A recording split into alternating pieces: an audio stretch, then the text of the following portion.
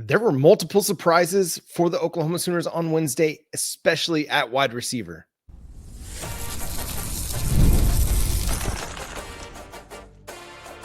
You are Locked On Sooners, your daily podcast on the Oklahoma Sooners. Part of the Locked On Podcast Network, your team every day. What's up, Sooner Nation? Welcome to a bonus edition of Locked On Sooners. Thanks so much for making Locked On Sooners your first listen every single day. Shout out to all the everydayers out there. Tune in and subscribe to the show wherever you get your podcast. We're part of the Locked On Podcast Network, your team every day. And today's episode is brought to you by FanDuel. Right now, new customers can bet just $5. And if your bet wins, you'll get $300 in bonus bets to use across the app. Download the app today. I'm John Williams of Sooners Wire and USA Today Sports. Make sure you go check out our crossover edition of Locked On Sooners with Locked On Gamecocks host Chris Marler that we put out on Thursday morning. But I also wanted to touch on the news that happened on Wednesday and the availability report on today's show, because Jayden Gibson no longer with the Oklahoma Sooners. That was kind of the big story that dropped during Brent Venables' SEC media teleconference. A surprise because we hadn't heard anything from Jayden Gibson, but also not a surprise because we hadn't heard anything from Jayden Gibson. A dude that suffered an ACL injury prior to the 2024 season, a big loss, obviously, because Oklahoma didn't have any of their starting wide receivers or any guys that they projected to be in the two deep or in the rotation for much of that season. And Gibson was a guy that was tracking to have a breakout year.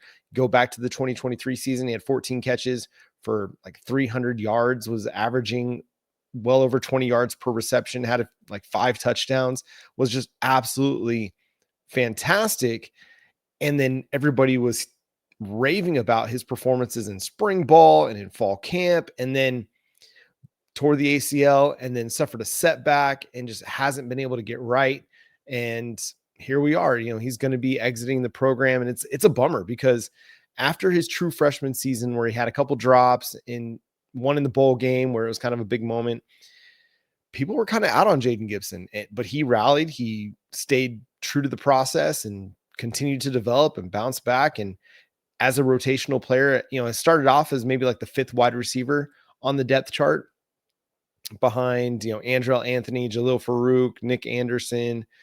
Who else was playing on the outside at that time? Oh, you had Drake Stoops playing in the slot. And then you had Gibson was kind of that 5th wide receiver. Then Andrell Anthony gets hurt in the Texas game, and Gibson's opportunities, you start to see more. And he produces. He had great moments against West Virginia, against TCU, and looked like a player that was going to be on the rise. And then again, just unfortunately could never get right. But if he can get right, the dude's got a lot of talent. I think maybe of any Oklahoma wide receiver that we've seen, had some of the highest upside over the last, 4 or 5 years, maybe dating back to 2019 when you had CeeDee Lamb. So it's a bummer. You hope the best for the kid. Unfortunately, it's not going to be with the Oklahoma Sooners. Maybe he can get healthy and get back on the field somewhere. But elsewhere, John Mateer, he's a full go. He said he was earlier this week at practice. He did not show up on the SEC availability report on Wednesday night, and that's huge. I think just having certainty at quarterback going into this game. It's a big SEC showdown against South Carolina. Yes, it's a 3-3 South Carolina team, but they've lost to Vanderbilt. They've lost to Missouri. They've lost to LSU. 3 teams that are in the top 20 of the polls. So you can't take this South Carolina team lightly. They've got one of the best quarterbacks in the SEC in LaNorris Sellers. Even if it's not looking like he's playing like one of the best quarterbacks, he's still a dynamic player that can hurt you, just like we saw last week against Arch Manning. If you lose contain on a guy like Manning or LaNorris Sellers, they can certainly hurt you outside the pocket. So it's going to be a big matchup for Oklahoma's defense. Having John Mateer available is huge. Hopefully he's a little bit more comfortable and he's right with his eyes. He's right with his footwork, and he puts together a more efficient football game than what we saw last week against Texas. A big key in this one is going to be turnovers. South Carolina, they've created the most turnovers in the SEC, averaging 2 turnovers per game.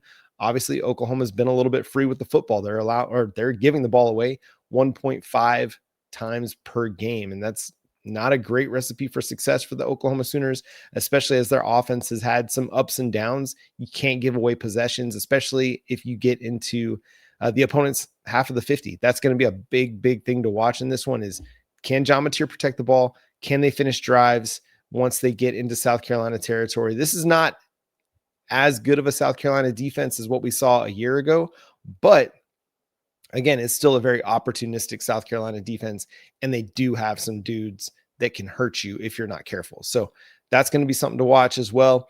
Keontes Lewis might miss this game, and that to me, that's a bit of a setback for the Oklahoma offense. He was listed as doubtful on the initial availability report, and that was surprising because he started the Texas game, played like 39 snaps after suffering a scare a week ago. Snap counts according to Pro Football Focus. But when your offense is not clicking, you kind of need to have all your guys available. Now, injuries happen, setbacks happen. I'll be curious to see how he progresses through the week. If he's upgraded to questionable or probable by Thursday or Friday, then I'll feel good about where he's going and where he's at. But you kind of, again, you need your guys. Derek Simmons is the other name to watch. Brent Venables said he was okay earlier in the week, that progressing well, wasn't listed on the availability report. So it looks like you'll have your starting offensive line available for this week against South Carolina, and you're going to need them because, again, you're going to face Dylan Stewart. And as we talked about with Chris Marler of Locked On Gamecocks on Thursday, we recorded on Tuesday, but dropped on Thursday, that they've got some edge guys that can really hurt you. Might be a little bit weak up the middle, which is a good thing for Oklahoma because you need to figure out the run game. But the edge play for South Carolina is still going to be really, really good. They're just really good at recruiting and developing dynamic edge players, whether it was Kyle Kennard last year, Dylan Stewart this year, or Okoronkwo, a name that at least a last name that Oklahoma fans will be familiar with. But I'll be curious to see how Derek Simmons, Michael Fasusi bounce back, how the offensive line bounces back against South Carolina after their performance against Texas, which was not a great performance. John Mateer was under a little bit more pressure, was a little bit more uncomfortable than what we'd seen from him this season.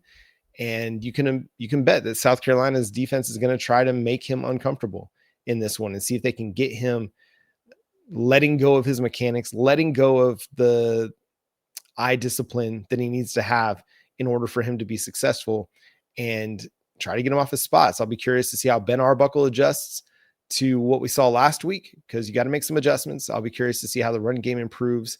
And that's where we're going to go next, is talking about the run game. We're going to talk about Javvante Barnes and what the coaching staff had to say about Barnes and where he's at on the availability report, coming up next here on a special edition of Locked On Sooners. And today's episode is brought to you by our friends over at Supply House.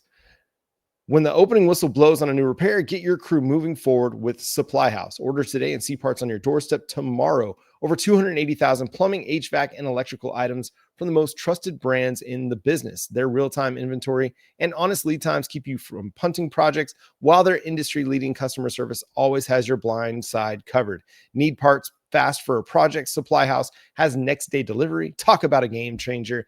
The part finder tools and 3D schematics can save you hours on jobs where every detail matters.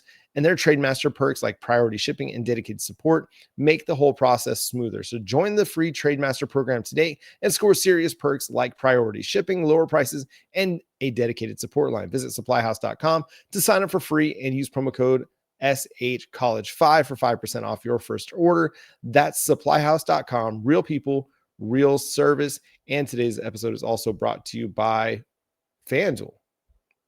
Just clicking all the wrong buttons today. The NFL season is here, and FanDuel has an offer you don't want to miss. Right now, new customers can bet just $5 and get $300 in bonus bets if you win. That's right. Pick a bet, put down $5, and if it hits, you'll unlock $300 in bonus bets to use across the app. FanDuel makes watching football even more exciting when you've got a little something riding on the action. Whether you're a casual fan or love diving into the stats, FanDuel makes the game day experience so much better. So what are you waiting for? Visit FanDuel.com to download the FanDuel app today and get started. Thanks again for making Locked On Sooners your first listen every single day. Shout out to all the everydayers out there. Tune in and subscribe to the show wherever you get your podcasts. We're free and available on all podcast platforms and on YouTube. So hit that subscribe button, hit that notification bell to let you know when new episodes drop. We're part of the Locked On Podcast Network, your team every day. So Javvante Barnes was listed as questionable on this week's availability report. When asked about Barnes during the Tuesday press conferences, Ben Arbuckle and Brent Venables had two very different answers.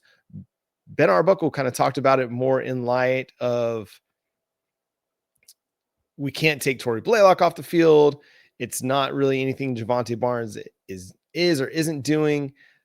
Brent Venables basically said that something happened pregame that kept him from playing. I don't know, man. It's a curious case of Javvante Barnes right now. He's in his final year of eligibility if he plays 5 games. Is he redshirting? I don't think we actually know that. Nobody said anything. I wouldn't expect the coaching staff to say anything. I wouldn't expect Javvante Barnes to say anything. That dude's been a team player his entire time at Oklahoma. He's done what he's had to do. I would hope that if he's available, that he can play. At the same time, I understand that if he wants another run at college football and trying to run the ball and be a starter somewhere, that would, this would be kind of his last opportunity. Again, speculation on my part, no definitive understanding of anything, but it's interesting that they had multiple answers on this, and I'll be curious to see where this heads. Again, listed as questionable on the availability report. You could have used him last week if what Brent Venables said is accurate, that he just wasn't available because he injured something or had a bit of a setback in his warmups or whatever. That's understandable why he didn't play against Texas, because you could have used him against Texas in pass protection as a receiver, but you didn't see him. And it's been a couple of games since you haven't seen Javvante Barnes. So I'll be fascinated to see how that progresses throughout the season, because as we've talked about on the show, your running back 1, Tory Blaylock, your 2A, 2B, Javvante Barnes, Xavier Robinson, however you want to deploy them. And then don't even worry about playing Jaden Ott. I don't need to see Jaden Ott anymore. Unless you just need to give somebody a rest or somebody gets injured, there's no real reason to put him out there. He's just playing too hesitant. And you can't play hesitant at this level of college football. I don't know how he was able to get by at Cal. I don't know mentally where he's at, but can't play the way that you're playing at this level and expect to be productive. It's just not going to work. So the run game is going to be one of those things that we'll continue to watch all season long, but there's an opportunity for Oklahoma to find some success this week against South Carolina. The Gamecocks currently rank in the bottom few teams in rushing yards allowed. They are 11th in the SEC in rushing yards allowed at 147 per game, and are 12th in yards per carry at 3.9 rushing yards per game. Now, some of that is inflated by their performance against Missouri. Missouri had a big day, rushing for over 280 yards against the Gamecocks. Missouri, one of the best rushing teams in college football with Ahmad Hardy. Really good team. Bo Perbula is a really good running quarterback. Really good running team. On the flip side of that, so you could say, hey, maybe that's just an outlier, an aberration, because Missouri is just really, really good. All right, so let's talk about the other end of the spectrums. LSU currently ranks last in the SEC in rushing yards per game at 115 rushing yards allowed per game.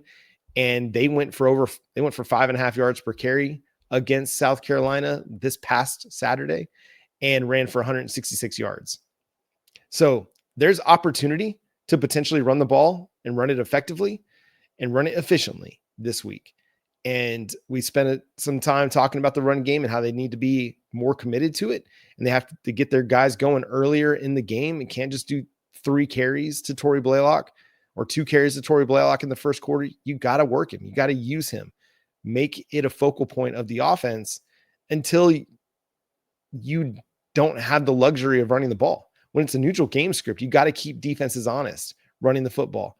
I know John Mateer is your guy and you want to ride him and ride or die with John Mateer.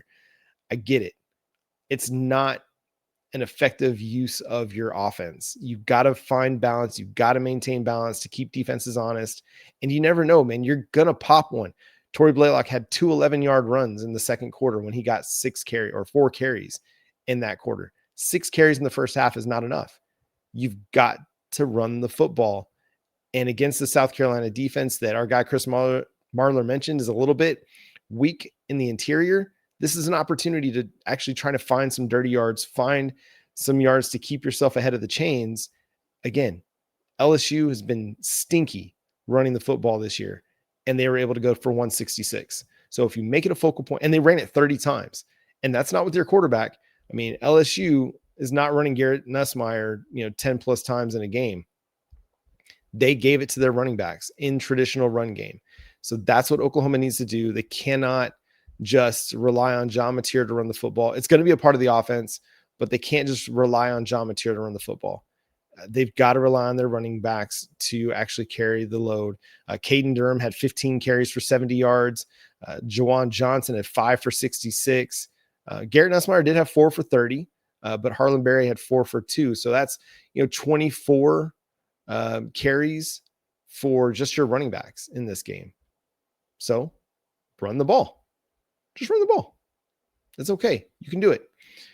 So again, one of the bigger things to watch this week is Oklahoma's run game against South Carolina's run defense. The other big thing to watch is how well Oklahoma contains LaNorris Sellers. Athletic quarterback, big time playmaker. If you let him get outside the pocket, he's going to make you pay. So Oklahoma has to stay keyed in on their discipline, keyed in on their rush lanes. And I do think, though, that Brent Venables needs to take an aggressive approach. Yes, they've got some guys on the outside that can beat you, but if you get LaNorris Sellers uncomfortable and make him a scrambler, do you have an opportunity to take away some of his throwing windows, take away some of the options down the field because he's so worried about getting away from your guys? Rush 4, rush 5, rush 6, drop some guys into coverage. Don't let Nick Harbor beat you down the field, create big plays. Again, we'll dive more into the keys of the game on our Friday show when Jay's going to be back with me. He's traveling this week, so this is an early morning recording Thursday. And so we'll break the game down. We'll talk our predictions, some bold predictions. We'll go through our fan feels. Make sure you go over to YouTube, subscribe to the show, and then also drop your comments on our fan feels post over on YouTube. But that's going to do it for this special edition of Locked On Sooners. Again, Jayden Gibson, no longer with the program. John Mateer, a full go. Keontes Lewis might miss this week, listed as doubtful ahead of OU's first true road trip of the season. And then Javvante Barnes questionable. We'll follow that along on the Thursday evening availability report, and then we'll see where we're at on Friday as well. But that's going to do it for this episode of Locked On Sooners. Thanks so much for tuning in, being a part of the show. Subscribe to the show wherever you get your podcasts. We're free and available on all podcast platforms and on YouTube, so hit that subscribe button, hit that notification bell to let you know when new episodes drop. You can follow my guy Jay at Unfair Sports. You can follow me at John 9 Williams, and the show is at Locked On Sooners on all of your favorite social media platforms. But until next time, I'm John Williams, Boomer Sooner.